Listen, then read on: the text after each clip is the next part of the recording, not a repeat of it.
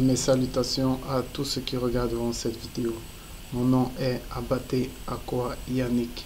Si je viens encore auprès de vous, à ce moment que le Père, dans sa grâce immense, rend possible, c'est pour partager avec vous la parole qui donne la vie, la parole qui est esprit et vie. En ces temps de la fin, le monde va vers la réalisation des prophéties.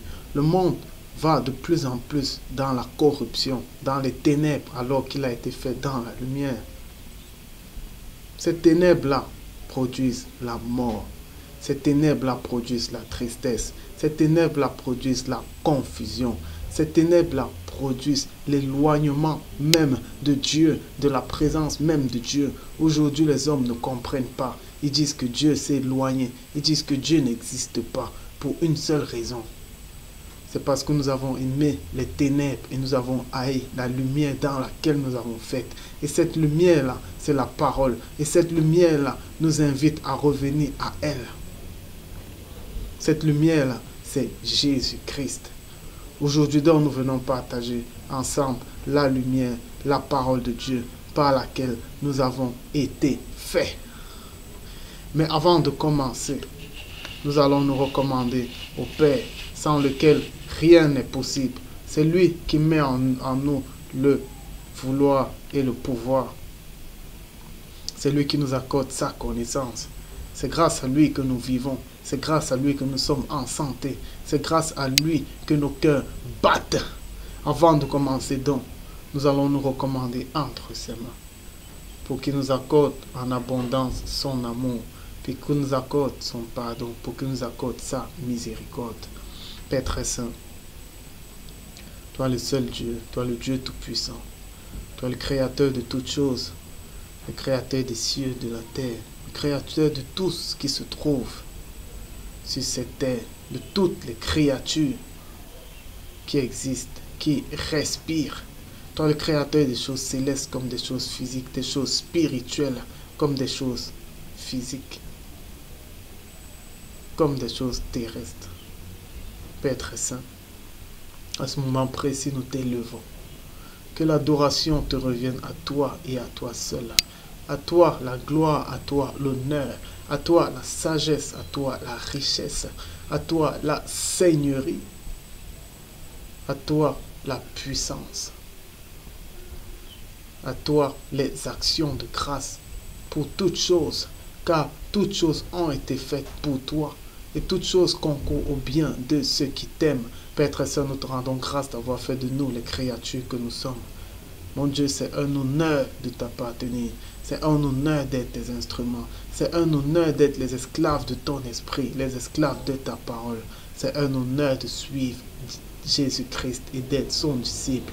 Mon Dieu, c'est pourquoi nous t'élevons. Nous nous prosternons devant toi. Nous nous humilions devant toi. Écrase-nous, écrase notre chair, écrase nos ambitions, écrase nos désirs, écrase nos pensées humaines, et que seul ton souhait, que seul ton dessein, que seule ta voix soit l'objet de toutes nos pensées. Père très saint, nous t'avons élevé cette prière au nom de ta parole, au nom du Seigneur Jésus-Christ de Nazareth. Amen. Aujourd'hui donc, nous allons partager sur un nouveau thème, à savoir le libre arbitre. Je vais commencer par dire que Dieu a tout remis entre les mains de l'homme. Quand je dis tout, je dis tout. L'homme, à ce moment, est celui qui dirige ce monde. Les gens vont dire que Dieu n'agit pas. Le Père est souverain et sa parole est agissante. Sa parole ne sort pas sans agir. Mais alors, Dieu a mis sa parole en l'homme. Et il a fait, parce qu'il a mis sa parole en l'homme, il a fait de l'homme un Dieu. Il a fait de l'homme un maître sur les choses. Dieu est dans les cieux. Il est élevé au-dessus de toutes choses. Il siège au milieu de la louange, des êtres même que nous ne connaissons pas. Il n'a pas besoin de notre bien à nous. Si nous faisons le bien, c'est pour nous-mêmes. Si nous faisons le bien, c'est pour notre prochain. Mais Dieu a une chose qui lui tient à cœur. Et son souhait n'a jamais changé avec le temps. Le seul souhait de Dieu, c'est que les âmes soient sauvées. C'est son seul souhait. Si vous voulez entrer dans le dessein de Dieu, commencez à penser au salut des âmes. Ne pensez pas que ce sont vos œuvres de bien qui importent devant Dieu. Non. Tout ce qui importe devant Dieu, ce sont les âmes. Parce que les âmes sont précieuses aux yeux de Dieu. Il n'y a rien d'autre. Dieu a tout remis entre les mains de l'homme. Maintenant, on va dire que c'est la parole qui change les cœurs. Je vais vous montrer quelque chose aujourd'hui. Et il n'y a pas d'autre vérité. Parce que la vérité se trouve dans l'esprit. Et l'esprit agit par l'amour. Il n'y a pas d'autre vérité. La vérité est unique. Jésus-Christ, c'est l'amour. Qu'est-ce que ça veut dire?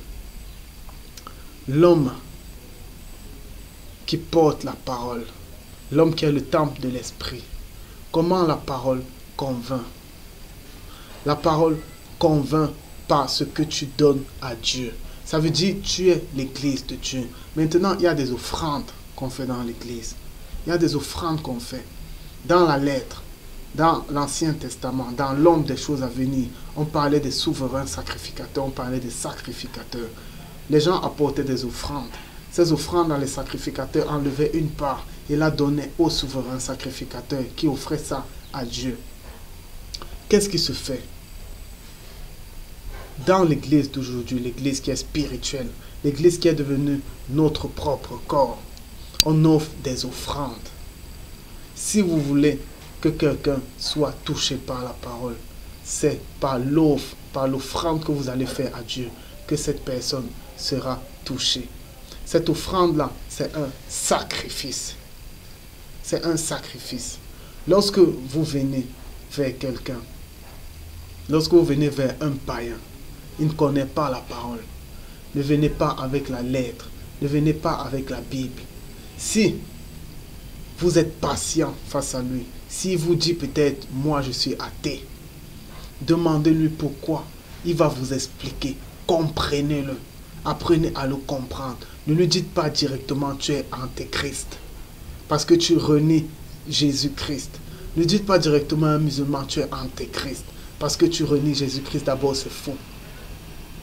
Vous n'avez pas compris ce que ça veut dire. Ça veut dire que les Juifs qui ont reçu la loi, ils sont antéchrist parce que eux, quand Christ est venu, ils ne l'ont pas reconnu. Ce n'est pas ce que ce passage veut dire. Sinon, vous avez tout faux. Comprenez les gens. Offrez des sacrifices, des fruits de l'esprit. Si vous voyez que quelqu'un est réfractaire à la parole, soyez patient avec lui. La patience est un fruit de l'esprit. Quand Dieu voit ce que vous offrez dans votre cœur, quand il voit que vous offrez de la patience, quand il voit que vous offrez de l'amour aux autres, même ceux qui n'ont pas votre conviction, eh bien, il agit. Mais s'il voit que tout ce que vous avez offert, c'est la lettre, ce sont vos convictions, il ne va pas agir. C'est pourquoi Dieu n'agit plus aujourd'hui, parce que les gens n'ont plus d'amour. La connaissance disparaîtra, mais l'amour ne disparaît pas. Aujourd'hui, si on veut changer un cœur, et je vais vous dire le plus grand prodige, le plus grand miracle, c'est le changement d'un cœur. Ne vous attendez plus à voir des montagnes qui s'élèvent. Nous ne sommes plus à ce temps et on n'a plus le temps pour ça. Le diable sait que le dessein de Dieu, c'est que toutes les âmes soient sauvées. Et il fait quoi? Son but, c'est de détourner ce dessein-là, c'est de pervertir la voie du Seigneur. Et pour la pervertir, il faut qu'il vous croie, il faut qu'il vous fasse croire à une sorte de miracle, à une sorte de prodige, basé sur les choses qu'on voit, les choses qui frappent. Mais en réalité, ce n'est pas ça le miracle. Le miracle, c'est quand un cœur de pierre se change en cœur de chair. C'est lorsque d'un cœur de chair, l'Esprit Saint, qui est une source d'eau vive, se met à couler. Lorsque Dieu amène Moïse et lui dit, frappe le rocher, de l'eau va couler. Quand Moïse a douté de ça, il n'a pas vu la terre promise. Pourquoi? parce que c'était un signe des choses à venir. Cette pierre-là, c'était le cœur dur de l'homme. Maintenant, Dieu a dit, montre à ces gens que de cette pierre-là, de ce roc, des eaux peuvent couler. Montre à l'homme que tu peux être méchant, mais par la parole, parce que le rocher, c'est la parole, le rocher, c'est Jésus-Christ. Par la parole, ton cœur peut devenir de chair et tu peux manifester l'esprit. C'était ça, le message. Mais Moïse a douté que de l'eau vive, des sources d'eau vive pouvaient couler. Il a douté de ce prodige parce que c'était prodigieux. De nos jours aussi, c'est prodigieux de voir un homme qui change, de voir un homme qui se convertit. C'est le plus grand miracle. Ce n'est pas de voir des gens qui tombent dans des bâtiments. Ce n'est pas un miracle, ça. Ce n'est pas un miracle. Le monde également fait des miracles parce qu'il pervertit des gens, des prodiges. Aujourd'hui, les gens sont focalisés sur les téléviseurs lorsqu'il y a une Champions League ou bien ce genre de choses. C'est parce qu'ils ont été possédés par des esprits. Et ça, ce sont des faux miracles et de faux prodiges qui servent à pervertir le dessein de Dieu. Lorsqu'une âme est sauvée, lorsqu'un cœur de pierre se change en cœur de chair, c'est le plus grand des miracles. Il n'y en a pas un autre. La plus grande des guérisons, c'est lorsque la parole vient habiter en vous. Lorsque Jésus vient habiter en vous. Lorsque Jésus vient habiter en vous. Lorsque la parole commence à vous tailler, eh bien, vous commencez une guérison. Vous n'avez pas besoin que des gens vous imposent les mains. La parole de Dieu, c'est Jésus. Jésus est plus grand que ces personnes. Et ces personnes-là servent Jésus. Vous n'allez pas louer la créature au lieu de louer le Créateur. Louer le Créateur. Portez vos yeux vers Jésus. Ne portez pas vos yeux vers les hommes. Ne portez pas vos yeux vers les hommes. Lorsque vous voulez sauver quelqu'un, offrez les sacrifices de votre cœur. Lorsque vous voyez que cette personne est dure à convaincre, priez pour cette personne, ne lâchez pas les bras. La patience. Priez pour cette personne. Priez pour cette personne. Soyez amoureux de cette personne. Ça veut dire passer le temps avec elle, parler avec elle. C'est comme ça qu'on convainc. Ce n'est pas avec la lettre. C'est avec les fruits de l'esprit qu'on offre à Dieu. Quand Dieu voit des fruits qui lui sont agréables, eh bien, il agrée ce que vous faites. C'est pourquoi, dans la lettre, il est écrit, vous demandez mal pour assouvir vos propres convoitises. La seule raison pour laquelle on demande à Dieu et Dieu exauce, c'est pour les autres. C'est pour le salut des âmes. Lorsque Dieu accorde à Samson la richesse et toutes ces choses, qu'est-ce que Samson lui demande? Il dit, donne-moi seulement la sagesse dans le but de diriger ton peuple. Ce n'était pas pour lui qui voulait la sagesse, c'était pour diriger son peuple. Et c'est pourquoi Dieu lui a donné, parce qu'il a vu que lui se souciait des âmes. Daniel, c'était la même chose. Lorsque le roi a voulu une révélation, Daniel, on a commencé à tuer les sages, les gens qui voyaient les choses dans le royaume. Daniel a vu que ça risquait perdurer. Et il a demandé la révélation à Dieu pour qu'on arrête ce massacre. Il se souciait des âmes des autres, des âmes même des païens, des âmes même des gens qui lui faisaient du bien, qui ne le regardaient pas mal, qui le regardaient mal. Il se souciait d'eux. Tout est basé sur le salut des âmes. Si vous voulez réaliser des prodiges, si vous voulez réaliser des guérisons, offrez les sacrifices de votre cœur. Lorsque Jésus voulait guérir, on disait toujours une chose. La lettre écrit toujours une chose. C'est qu'il fut saisi de compassion. La compassion, c'est un fruit de l'esprit. Vous ne pouvez pas guérir parce que vous voulez vous faire voir. Et Dieu agrée ça. Non. On guérit quand on est touché et quand on offre à Dieu les fruits de l'esprit. C'est vous qui guérissez parce que la parole est en vous. Ce sont les fruits que vous offrez qui guérissent. Dieu ne fait qu'agréer. C'est pourquoi Dieu a tout remis entre les mains de l'homme. Si vous voyez les prophéties se réaliser aujourd'hui, les catastrophes naturelles, les hommes qui s'égorgent, c'est à cause des convoitises. Ce n'est pas Dieu qui le fait. C'est parce que l'homme est méchant. Il y a quelque chose qui se passe dans le dessein de Dieu. C'est que Dieu est tout puissant. Dieu connaît tout. Il est omniscient. Mais il y a une chose sur laquelle Dieu ne peut rien faire. Ça veut dire qu'il y a une chose sur laquelle il a les mains liées. C'est le libre arbitre de l'homme. C'est le choix de l'homme. C'est son choix. Dieu voit ce qu'il y a dans l'avenir.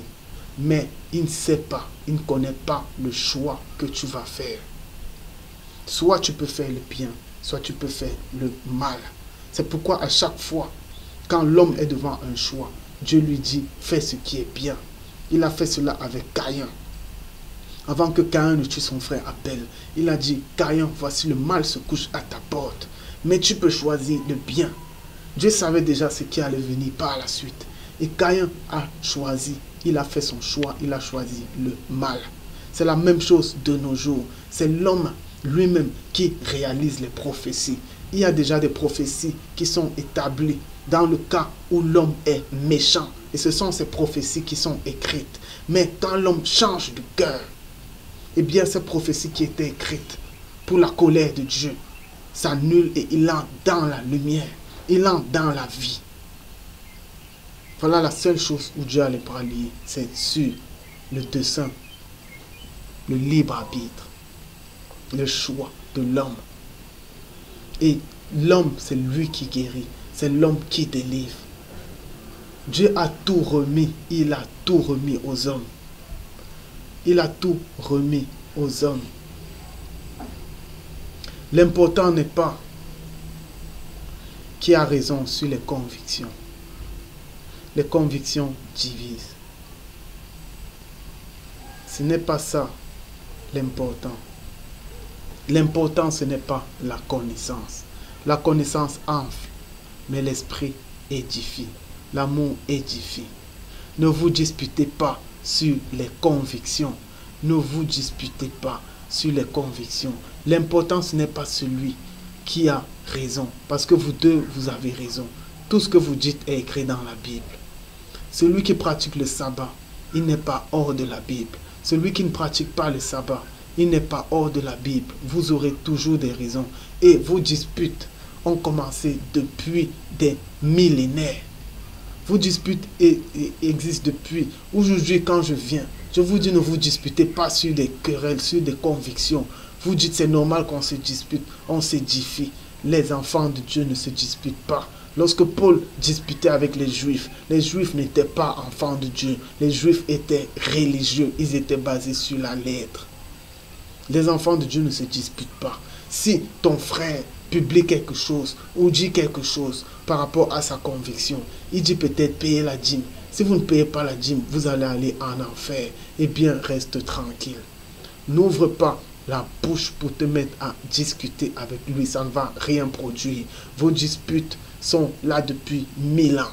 Elles sont stériles. Ça n'édifie pas. Édifier veut dire construire. Lorsque vous êtes devant une impasse, vous ne construisez pas. Vous êtes bloqué.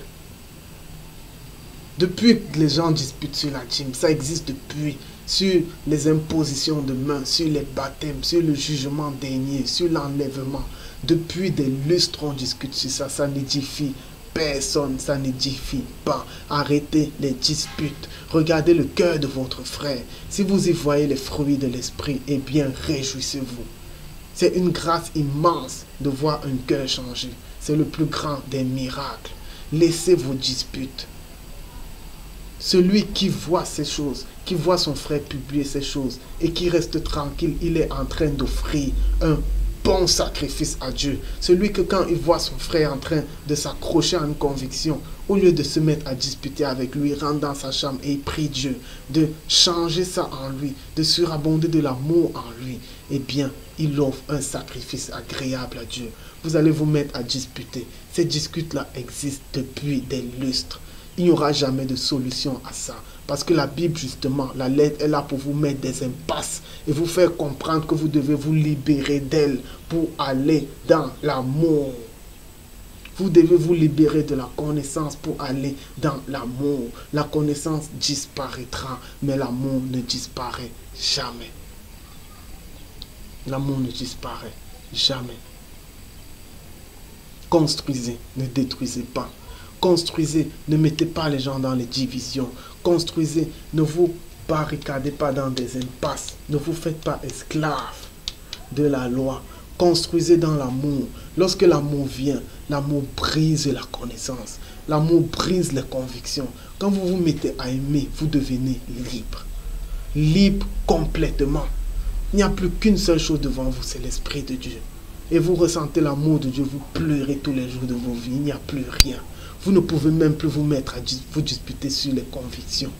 Parce que si votre soeur se voile et que vous êtes une femme qui ne se voile pas, lorsque vous arrivez chez votre soeur, vous vous voilez pour lui faire plaisir, parce que vous deux, vous êtes dans la vérité. Celle qui se voile est dans la vérité. Celle qui ne se voile pas est dans la vérité. Et tous les deux vont toujours trouver des motifs dans la Bible. Au lieu donc de vous disputer, alors que vous deux, vous êtes dans la connaissance et que vous manifestez tous deux les fruits de l'esprit, aimez-vous. Et j'ai à cœur quelque chose aujourd'hui. C'est qu'à chaque fois que je vais voir un frère ou une sœur ou quiconque se disputer sur des convictions, je vais entrer dans vos disputes. Et je vais vous dire, arrêtez ça. Que celui qui paye la dîme ne juge pas celui qui ne la paye pas. Et que celui qui ne paye pas la dîme ne méprise pas celui qui la paye. Parce que vous deux, vous êtes justifiés par l'esprit. Vous avez tous deux les fruits de l'esprit. Vous avez l'amour, vous avez la générosité. Vous avez la patience, vous avez la miséricorde. Vous cherchez quoi? Ces disputes-là ne vont jamais finir. Elles n'édifient pas. C'est parce que le corps du Christ veut rentrer dans la lettre qu'aujourd'hui l'esprit ne se manifeste plus. Parce que vous devez faire un choix. Soit vous rentrez vers l'arbre de la connaissance du bien et du mal, vers la lettre qui a perdu Adam et Ève. Soit vous vous libérez de cet être spirituel-là et vous suivez l'esprit. L'esprit vous rend libre. Mais l'homme aujourd'hui a peur de la liberté. Il a peur. Vous voulez vous agripper à la lettre. Vous balancez la lettre de partout, même aux petits enfants. Qu'est-ce qu'un enfant va comprendre de la résurrection, de la rédemption, un enfant de 5 ans? Parce que vous voulez lui parler de la lettre. Parlez aux gens selon l'esprit. Lorsque vous êtes devant un enfant, parlez-lui de la nature, il va mieux comprendre les choses. Parlez-lui en tant que parent, en tant que père, en tant que mère, par l'amour, par l'attention de tous les jours, par la joie, par la paix dans la famille, dans le foyer. Il ne doit pas voir ses parents en train de se quereller. Voilà comment on instruit un enfant. Tout pour vous, c'est la lettre. Vous cassez les têtes des enfants même. Vous les traumatisez. Traumatisez les enfants. La résurrection, un enfant suit résurrection. Qu'est-ce que ça veut dire? Qu'est-ce que ça veut dire? Instruisez par l'esprit. Soyez dans l'amour. L'homme a peur de la liberté. L'homme en a peur. Il veut toujours se mettre des garde-fous. Ça veut dire qu'il ne veut pas être libre. Et c'est vrai, la liberté fait peur. Être libre, ça fait peur parce que tu ne vois personne autour de toi. Tu ne vois aucun tuteur, rien. Mais c'est la volonté de Dieu qu'on soit libre en Jésus-Christ. C'est la volonté de Dieu. Aujourd'hui, vous voulez encore vous mettre dans la loi. Non, la Bible dit, la parole de Dieu n'est pas la Bible. La parole de Dieu, c'est un moyen. Un moyen par lequel la parole édifie. Par lequel Jésus-Christ édifie. Mais la Bible n'est pas la parole. Dans des passages de la Bible, la parole parle. Jésus-Christ parle. Dans des passages de la Bible, la parole qui est l'esprit parle au travers des apôtres. Parle au travers d'autres personnes. Mais la Bible n'est pas la parole. La Bible est un moyen. La Bible est un moyen comme la nature est un moyen. Parce que la nature a été faite par la parole. La Bible est un moyen comme le monde est un moyen. Parce que le monde a été fait par la parole avant d'être corrompu. La Bible est un moyen comme l'homme est un moyen. Parce que l'homme a été fait par la parole. La parole ne convainc pas tout. La parole est tout. La parole est en tout. Ne la limitez pas à la lettre. Parce que vous êtes esclave. La parole dit, restons dans la parole. Vous ne savez même pas ce que vous dites quand vous dites rester. Vous dites, restons dans la parole. Je paye la dîme, je reste dans... Celui qui ne paye pas la dîme, il va vous trouver des arguments dans la même lettre et il aura raison. Vous ne comprenez pas que si vous voulez toucher le cœur de votre frère, ce n'est pas les fruits de l'esprit. Vous n'avez pas besoin de vous disputer. Allez dans votre chambre, priez le Père, offrez-lui ce sacrifice-là. Que voilà mon frère, voilà ma soeur. Je ne veux pas me mettre à disputer avec elle sur la lettre, sur des convictions. Mon Dieu, convainc-nous. Si c'est moi qui suis dans le tort, Accorde-moi de changer mon cœur par ta parole. Si c'est elle, change-nous. On n'a pas besoin de voir des disputes des enfants de Dieu sur les réseaux ou bien dans les rues. À chaque fois que vous allez vous disputer, je vais entrer dans vos disputes pour vous dire que ça, ce n'est pas de Dieu. Et lorsque vous deux, vous allez vous retourner vers moi pour dire que par les disputes, on s'édifie. Eh bien, à ce moment-là, vous ne serez plus dans les disputes et on aura gagné. Vous serez ligués contre moi, mais moi, je ne vais même plus ouvrir la bouche. À ce moment-là, vous allez vous liguer pour être ensemble. Vous n'allez plus vous disputer, ce sera une bonne chose. À chaque fois que je vais vous voir vous disputer, je vais entrer dans vos disputes. Je vais entrer dans vos querelles. Je vous dis, priez les uns pour les autres. Arrêtez les disputes sur les convictions. Les enfants de Dieu marchent de même pas. Et la perfection est de ce monde. Le lien de la perfection, c'est l'amour. Lorsque vous avez compris l'amour, vous êtes parfait. Parce que l'amour couvre une multitude de péchés. Et c'est dans l'amour qu'on ne pêche plus. Parce que si tu aimes, tu ne peux rien faire de mal à ton frère. Si tu aimes, tu vas tout faire pour que lui soit changé. Si tu aimes, tu vas offrir les fruits de l'esprit. Tu vas être patient envers cette personne, supporter cette personne. Crois tout ce que cette personne te dit. Être désintéressé. Être bon envers cette personne. On se base sur la lettre. Aujourd'hui, je vais vous dire une vérité, pas une réalité, une vérité sur le jugement. Vous qui vous basez sur la lettre, vous allez arriver devant Dieu, devant la parole qui est Dieu et qui est avec Dieu. Lorsqu'on dit la parole, on dit Dieu. Bien que le Père soit supérieur à sa parole, la parole est Dieu. Elle est dans le Père. Jésus-Christ est Dieu. Bien que le Père soit supérieur à lui, il fait un avec le Père, il est Dieu. Quand vous serez devant la parole, devant Christ, personne ne va vous juger. C'est vous-même qui allez. Quand je vous dis que Dieu a tout remis à l'homme, c'est l'homme lui-même qui se juge. Lorsque tu fais tes œuvres dans les ténèbres, personne n'est avec toi. Mais à la fin, lorsque cette lumière-là dans laquelle tu as été faite va dévoiler tes iniquités, ces iniquités vont se lever, se manifester et dire que tu étais un mauvais. Ce n'est pas Dieu. Ces iniquités vont dire que tu as commis tes œuvres dans les ténèbres. Mais ceux qui n'auront rien à cacher, eh bien quand cette lumière va éblouir, elle ne va rien voir. Et elle va les prendre. Parce qu'ils appartiennent à la lumière, parce qu'ils ont cette lumière en eux. La lumière attire la lumière. Lors de ce jugement, vous serez jugé par ce qui est votre maître, par ce qui domine sur vous. C'est pourquoi on vous demande d'être libre de tout. Être libre des hommes, être libre du monde, être libre de votre propre chair, être libre de la lettre, de la Bible. Mais vous ne voulez pas vous libérer de la Bible, vous voulez être esclave de la loi. Maintenant donc, lors du jugement, cette loi-là sera sur votre main. Cette Bible sur laquelle vous vous accrochez, elle sera sur votre main. Vous serez jugé par elle. Les vrais enfants de Dieu ne passent pas par le jugement parce que l'Esprit justifie qu'ils ont ces fruits en eux. Si vous êtes dans les disputes, vous n'avez pas l'amour. Non, il n'y a pas. Je ne suis pas là pour vous flatter. Vous pouvez dire que vous avez l'amour dans votre cœur, mais l'amour est plus que ce que vous croyez. L'amour se reçoit. L'amour est un don, c'est la meilleure des grâces. On ne parle pas de l'amour de bouche, on ressent l'amour. L'amour, un amoureux ne se dispute pas sur les querelles. Un ne se querelle pas sur les convictions. Un amoureux ne querelle pas. Lorsque vous serez avec votre livre, Jésus va vous dire, je vois quelque chose en toi. Je vois un fruit de la chair.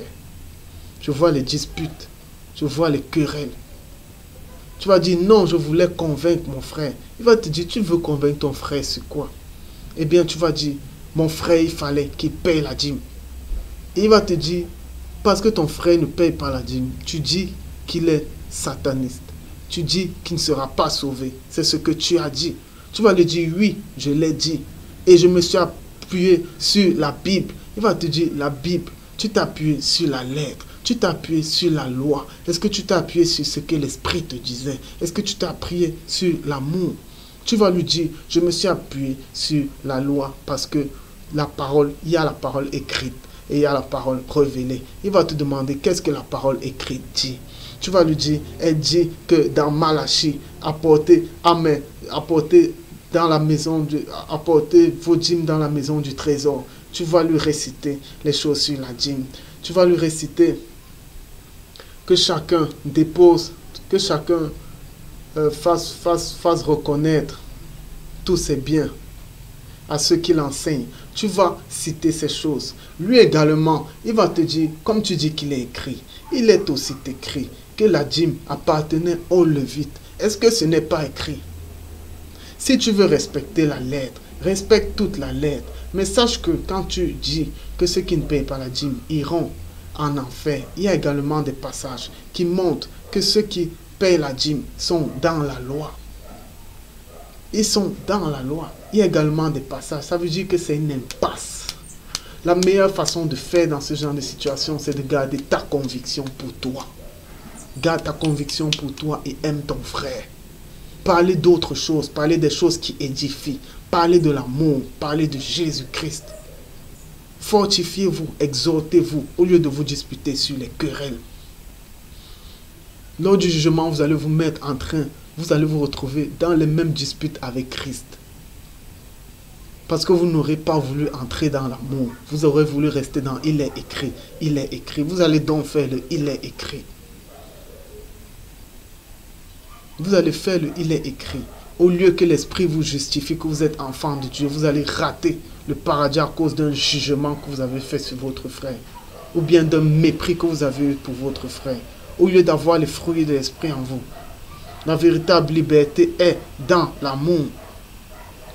Il n'y a pas de connaissance. Lorsqu'on a déjà l'amour, l'amour brise la connaissance. D'abord, nous ne connaissons qu'en partie. Il n'y a pas de vérité vraie dans la lettre. La seule vérité, c'est d'édifier ton frère. C'est de lui communiquer les fruits de l'esprit. Voilà la seule vérité. Toute vérité dans la lettre est limitée. Lorsqu'elle cherche à persuader, lorsqu'elle cherche à asseoir sa propre connaissance, elle est limitée. La vérité parfaite, c'est lorsqu'on édifie son frère dans l'amour. C'est lorsqu'on édifie son frère, il n'y a rien au-dessus de l'amour, rien. L'amour est tout. Tout. L'amour ne va jamais vous tromper. Jamais vous tromper. Et cette vérité-là, les païens la reçoivent mieux. Je ne sais pas pourquoi. Peut-être parce qu'ils n'ont pas encore goûté. Ils n'ont pas encore été enseignés par cet être de la connaissance du bien et du mal. Parce qu'ils n'ont pas encore été enseignés dans la lettre. Parce qu'ils n'ont pas encore eu la connaissance qui enfle par la sagesse humaine qu'on acquiert dans la lettre. Ils n'ont pas encore eu ça. Ils sont dans le monde. Ils agissent encore par instinct. Ils agissent encore par le cœur. Ils conçoivent mieux cette réalité. Mieux, quand tu leur parles de l'amour, leurs yeux s'ouvrent. Ils veulent comprendre. Ils veulent savoir comment supporter l'autre, comment être patient. Ils ne veulent pas entrer dans vos convictions. Ils ne veulent pas entrer dans vos disputes d'enfants de Dieu. Non, ils ne veulent pas. Et c'est pourquoi ils reçoivent mieux ces choses. C'est pourquoi les prostituées, les gens du dehors reçoivent mieux ces choses. Moi, j'étais un fornicateur. J'étais quelqu'un de la masturbation. J'étais dans la violence. J'étais dans ces choses, dans la fraude. Coucher avec les femmes lorsqu'elles saignent. Faire ces choses abominables. Mais j'ai reçu ça facilement. Parce que j'ai goûté l'amour. Sans entrer dans vos convictions. Sans entrer dans vos bâtiments. Où on vous enseigne. Fais et ne fais pas les rudiments du monde. Moi, je ne suis pas venu vous parler de ça. Je suis venu vous parler de l'amour. Si vous voulez les rudiments du monde, fais et ne fais pas. Si vous voulez entrer dans les disputes des hommes, si vous voulez les titrologies des hommes, ils sont là partout, à tout bout de chemin. Ils sont là dans le réseau, vous les trouverez. Si vous voulez les miracles, les impositions des mains, les délivrances et tout ça, vous allez trouver ça. Je vous dis encore que le plus grand miracle, c'est un cœur qui change. Et c'est la seule chose pour laquelle il y a une fête au paradis. Aimons-nous. Aimer consiste à donner sa vie pour l'autre. Aimer est basé sur l'autre. Ne vous disputez pas, mais faites tout pour plaire à l'autre. Faites tout pour plaire à votre frère, surtout quand il manifeste les fruits de l'esprit. Ça veut dire qu'il est déjà enfant de Dieu. Ce n'est pas la religion qui sauve, c'est le cœur qui manifeste les fruits de l'Esprit Saint parce que c'est l'Esprit Saint qui justifie. Rien d'autre. La loi est un esprit, une entité spirituelle. C'est cet arbre-là qui était dans le jardin d'Éden, la connaissance du bien et du mal. Aujourd'hui, vous voulez rentrer à ça. Aujourd'hui, vous voulez rentrer à ça. Vous voulez rentrer à ça. Comprenons-nous. Comprenons les autres. Apprenons à comprendre les autres. Sortons de la religion. Sortons de la théologie. Sortons de la lettre. Si les enfants de Dieu sont confondus aujourd'hui par les théologiens musulmans, c'est parce que les musulmans comprennent la lettre comme vous. Il n'y a pas l'esprit. Lorsque vous vous attachez à la lettre, il n'y a pas l'esprit. Et ils vous confondent. Il leur suffit d'entrer dans vos faiblesses. Tous les musulmans connaissent vos faiblesses. Ils savent que vous ne vous entendez pas sur la divinité de Jésus. Ils savent que vous ne vous entendez pas sur les sabbats et sur les djinns. C'est facile de vous confondre. Mais si vous êtes amour, si vous êtes lié par le lien de l'amour, eh bien, personne ne peut vous confondre. Parce qu'il n'y aura aucune faille. Même s'ils veulent entrer dans les convictions. Lorsque vous sentez que non, ici, il veut nous titiller entre frères. Parce que l'autre paye la dîme, l'autre ne paye pas. Ça baisse. Ça veut dire, moi je sais que mon frère est sauvé, qu'il paye la dîme ou pas. Vous vous abaissez. La dîme n'amène personne en enfer ou au paradis ou au royaume des cieux. Non. C'est le cœur qui amène le cœur et qui manifeste les fruits de l'esprit, qui amène au royaume des cieux. Sortons de ça. Comprenons les autres. Apprenons à dire à l'autre, je te comprends mon frère. Et je t'aime. Je t'aime. Je ne veux pas disputer avec toi. Non seulement entre frères et sœurs chrétiens, mais également dans les foyers. Marie, apprenez à dire à vos femmes, je te comprends ma femme. Peu importe que vous avez des opinions différentes, apprenez à vous rabaisser. Femmes, apprenez à vous rabaisser. Père, apprenez à vous rabaisser. Mère, apprenez à vous rabaisser devant vos enfants. Enfants, soyez soumis. Rabaissez-vous à vos parents. Apprenez à vous dire, je te comprends.